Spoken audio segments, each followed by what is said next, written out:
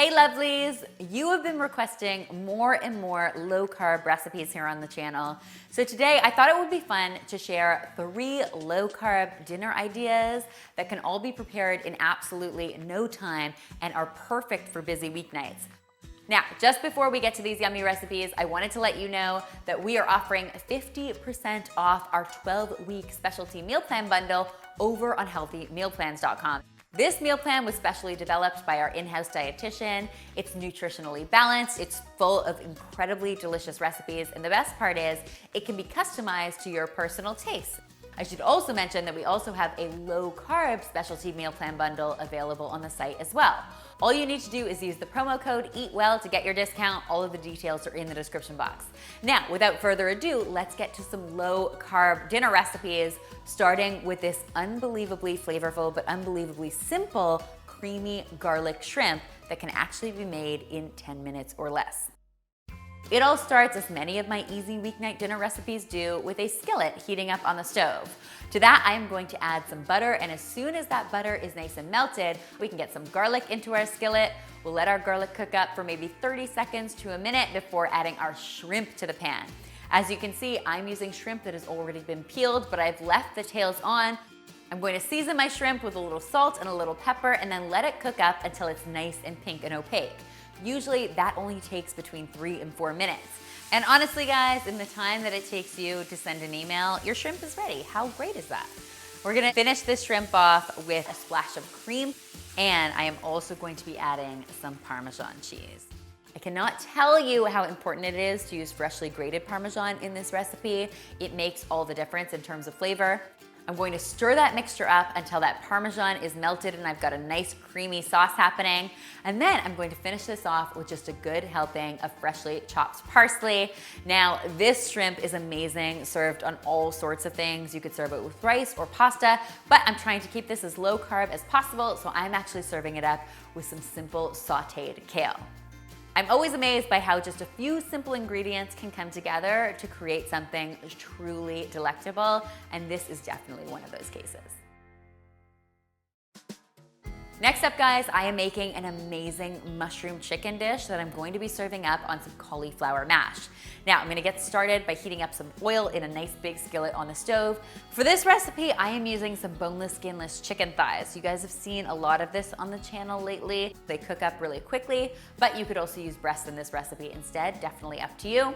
I've seasoned them up with a little salt and a little pepper. All I want to do is brown my chicken thighs on the first side for between, say, 5 and 6 minutes, just until they're nice and golden. While they're in there, I'm going to season up the other side with a little salt and pepper, and then I'll give them a flip and let them brown up on the second side. Our chicken is nice and golden. We're just going to transfer it to a clean plate, and then we're going to get to work on cooking up our mushroom sauce. Now, it's important to note that this chicken is probably not yet fully cooked through, so we are going to get it back into the pan as soon as our mushrooms are ready. But first, we are going to get some butter into this pan. So this is going to help make for a nice, rich sauce. And then I'm going to add some thinly sliced mushrooms to my pan.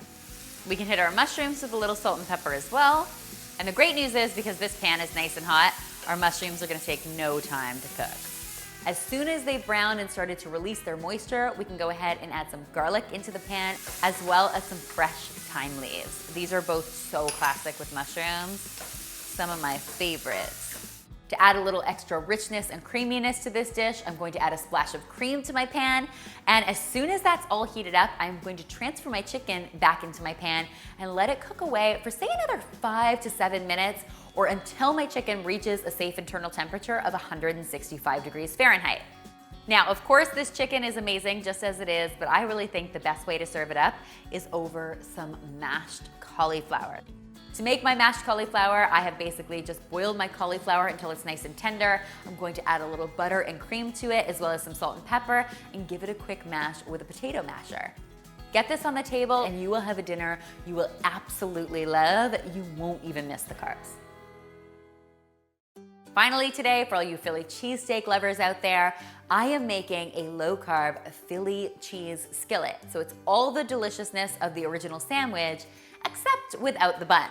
It all starts with a nice big cast iron skillet on the stove. I want to use a nice oven-safe skillet here because I'm going to be finishing this recipe off under the broiler in my oven, and it's important that it's oven-safe to do that.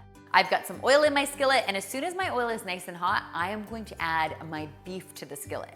So this is some flank steak. It's a really affordable cut of beef, and I thinly sliced it, and I'm gonna cook it up until it's browned. The great part about a recipe like this is that you can use the more affordable cuts of beef without any issue. While our beef is in the pan, we're gonna season it up liberally with some salt and some pepper. The best part is because it's thinly sliced, it'll take almost no time to cook. Basically, maybe 3 to 4 minutes. You wanna make sure to keep it moving so it's browned on all sides. And then we're just going to remove our beef from the pan and get to work on cooking up our veggies. That starts with some thinly sliced onions and some mushrooms. And as soon as those onions start to soften up and those mushrooms start to release their moisture, I'm gonna go ahead and add some peppers into my pan as well. We'll let those cook up just until they're softened. So at this point, once our veggies have started to soften up, we're going to add our beef back into the pan. Make sure to get all of those juices back into the pan because you know there's lots of flavor there. And then we're gonna add a little moisture and a little more flavor into this pan. So I've got just a touch of beef broth headed in here. I'm gonna add some Worcestershire sauce, one of my favorites. It's got a really beefy flavor. I've got some horseradish here, and then I've got a little bit of garlic powder as well. Now, it won't take very long for most of that beef broth to evaporate, and then what will be left behind is just that awesome concentrated beefy flavor.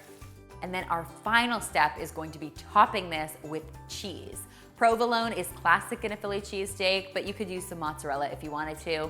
I'm going to pop this yumminess under the broiler just until that cheese is nice and melted, and then it is ready to be enjoyed. Take a look at the cheese pull on this yummy dish. This is a lot of Philly cheese goodness, guaranteed to fill you up. I hope you'll give all 3 of these tasty recipes a try. If you do, be sure to tweet me, Instagram me, or Facebook me a photo because I love seeing your kitchen creations. Remember, all of these yummy recipes are being featured on healthymealplans.com, where we are offering 50% off our 12-week meal plan bundle. It's dietitian approved. I hope you will check it out. The promo code for your discount is EATWELL. All the details are in the description box. And finally, guys, if you haven't already, be sure to subscribe because there is lots more deliciousness where this came from.